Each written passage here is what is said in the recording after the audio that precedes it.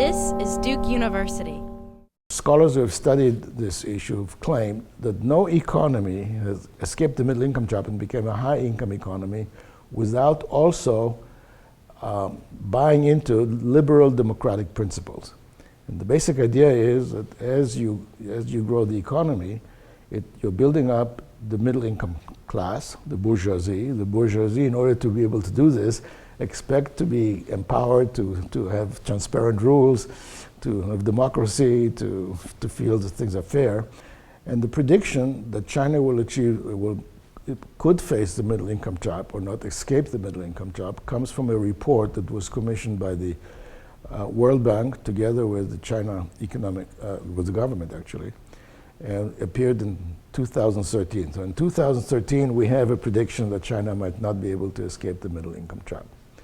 Escaping the middle income trap is actually a difficult challenge because so far no transforming economy has been able to escape the middle income trap. And the entire BRIC story, Brazil, Russia, India, and China, seems to now have evaporated into thin air. If China is not able to continue being the factory of the world because there is no more new labor coming in, or it's a much lower rate, and therefore cost of labors are going up and so forth, and in many cases China is less competitive, China began to think that they ought to become a consumer economy and to become a service economy. But as you shift to become a service economy, which in the southern part of China already accounts for 50% of the economy, the returns and the profits are much lower than the value-added returns that you get in the manufacturing economy.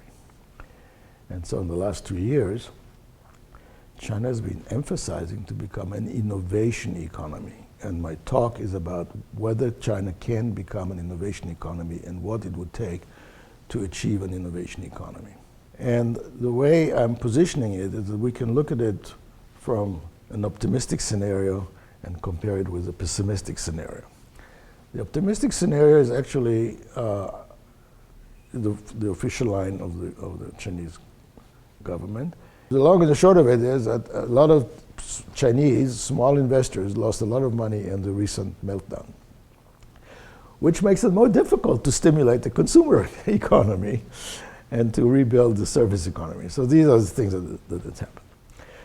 But still, you know, even if you look at it this way, you can't take away the miracle. You can't take away that the economy grew at an average of 10% until 2010. Since then, at about 7%, it still is just unbelievable. So the leadership knows about that, is my point. And they're working very hard to see what they can do to stimulate an innovation economy. That would be a major accomplishment. The pessimistic scenario, which I will briefly outline, is that A, there has never been a case where a country's